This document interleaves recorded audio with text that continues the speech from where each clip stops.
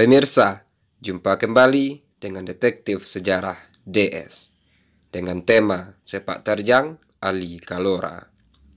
Ali Kalora adalah pemimpin organisasi Mujahidin Indonesia Timur yang aktif dari tahun 2011.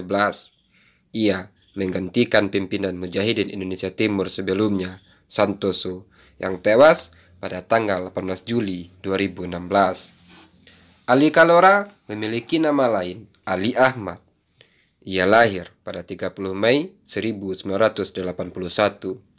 Selama masa buronan, kurang lebih setahun, Ali Kalora diduga bersembunyi di hutan belantara di sekitar Kabupaten Poso dan Kabupaten Parigi, Moutong, Sulawesi Tengah bersama dengan sisa kelompok Mujahidin Indonesia Timur.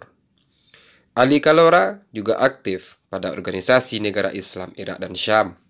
Ia dengan terang mengobarkan perlawanan, baik secara senjata maupun politik, terhadap Kepolisian Negara Republik Indonesia dan Tentara Nasional Indonesia. Ia berasal dari etnis Sulawesi. Ali Kalora lahir di Desa Kalora, Kecamatan Poso, pesisir utara Poso. Nama Kalora diambil dari desa tempat lahirnya, sehingga di media massa dikenal sebagai Ali Kalora. Ali Kalora adalah salah satu pengikut senior Santoso di kelompok Mujahidin Indonesia Timur.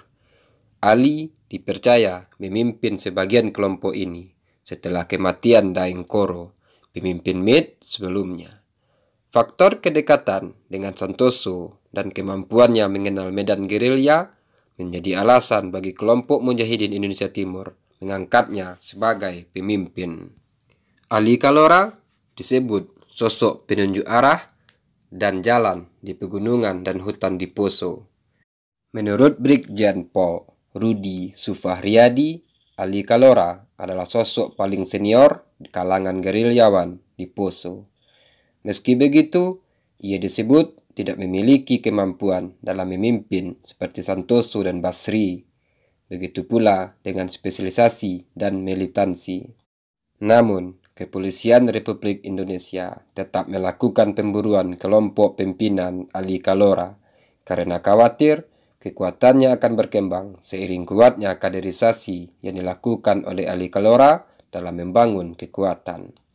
Sehingga untuk memburu kelompok Ali Kalora, Kepolisian dan Tentara Nasional Indonesia membentuk Satgas khusus yang dikenal sebagai Operasi Tinambola atau Operasi Mandago Raya. Operasi ini dilancarkan sejak tahun 2016 di wilayah Kabupaten Poso, Sulawesi Tengah. Tujuannya untuk menangkap dan menumpas jaringan Mujahidin Indonesia Timur. Diduga kuat, kelompok Mujahidin Indonesia Timur mendapat dukungan persenjataan dari ISIS, kelompok Abu Sayyaf, dan Partai Islam Turkistan. Kelompok ini diburu oleh pasukan militer Indonesia dari pasukan khusus Angkatan Darat seperti Kopassus, Kostrad, Korps Marinir dari Angkatan Laut, dan Paskas, serta Komando Operasi Khusus dari Angkatan Udara Indonesia. Pasukan Tentara Nasional Indonesia ini bekerja sama dengan Kepolisian Republik Indonesia, yaitu Kepolisian Daerah Sulawesi Tengah, Korps Brimob, dan Detasemen Khusus 88, dengan total pasukan secara keseluruhan mencapai 3.000 personel. Tercatat ada lebih kurang 18 orang korban dari pihak pasukan Republik Indonesia selama kontak senjata dengan kelompok Mujahidin Indonesia Timur. Korban tersebut merupakan 2 orang polisi tewas, 15 orang Tentara Nasional Indonesia tewas, dan 1 helikopter jatuh. Ali Kalora berhasil lolos dan melarikan diri dari penyergapan pasukan gabungan Tentara Nasional Indonesia dan Polisi Republik Indonesia sebanyak 3 kali. Pada penyergapan pertama yang terjadi bulan Oktober 2016, ia berhasil kabur meninggalkan istrinya yang sedang hamil tua dan membiarkan istrinya ditangkap. Dalam 2 operasi besar, Operasi Camar Maleo yang dibentuk pada awal 2015 dan Operasi Tinambola pada 2016, Ali Kalora berhasil kabur dan melarikan diri saat dikepung oleh gabungan pasukan Tentara Nasional Indonesia dan Kepolisian Republik Indonesia. Setelah berhasil kabur, ia dan kelompoknya sempat lama tak muncul. Sekali ia muncul kembali, Ali dan 8 orang anggotanya membantai satu keluarga di Kabupaten Sigi, Sulawesi Tengah, akhir November 2020. Detasemen Khusus 88 Anti Teror Kepolisian Republik Indonesia kembali mengejar Ali dan anggotanya. Namun, Detasemen Khusus 88 Anti Teror ini gagal menangkap Ali. Pada tanggal 1 Mei 2021, Ali Kalora bersama 5 orang rekannya juga memenggal kepala 2 orang warga di Poso. Hal ini dibenarkan oleh Kabid Humas Polda Sulawesi Tengah. Lokasi kejadian berada di ladang atau perkebunan.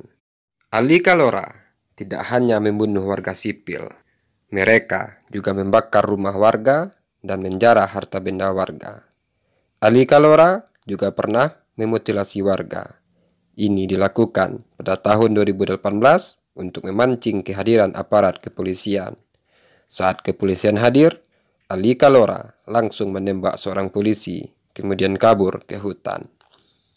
Sepak terjang Ali Kalora berakhir pada tanggal 18 Desember 2021 dalam kontak senjata dengan Satgas Operasi Madago Raya. Ali Kalora tewas bersama rekannya yang bernama Jaka Ramadan di Kabupaten Parigi Motong, Sulawesi Tengah. Baku tembak antara Satgas dan kelompok Ali berlangsung sekitar pukul 17.20 waktu Indonesia Tengah di pegunungan Desa Astina, Kabupaten Parigi. Sebelum menembak mati Ali Kalora dan Jaka Ramadan, Satgas Tentara Nasional Indonesia dan Kepolisian Republik Indonesia telah berhasil menewaskan 3 orang anggota Ali Kalora pada Minggu tanggal 11 Juli 2021. Dengan tewasnya Ali Kalora dan Jaka Ramadan, Satgas Madago Raya, kelompok Mujahidin Indonesia Timur tersisa 4 orang yang masih buron. Kematian Ali Kalora diharapkan 4 orang sisa anggotanya segera menyerahkan diri kepada Kepolisian Republik Indonesia. Dengan kematian Ali Kalora, disinyalir kelompok ini tidak akan lagi berkembang dan diharapkan Mujahidin Indonesia Timur terkubur namanya bersama sang pimpinan Ali Kalora.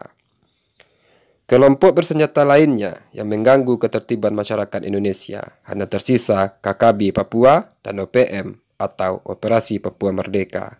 Setidaknya, nama kelompok terakhir ini yang sering membunuh prajurit dan warga sipil. Diharapkan kelompok-kelompok kriminal yang ada di Indonesia segera ditumpas agar tidak lagi berjatuhan korban, baik kalangan sipil maupun prajurit. Pemirsa, kita perlu mengapresiasi hasil dari Operasi Madago Raya ini. Semoga Tentara Nasional Indonesia dan Kepolisian Republik Indonesia selalu dilindungi dan dapat dengan cepat menumpaskan kelompok pengganggu ini. Semoga konten ini bermanfaat. Terima kasih.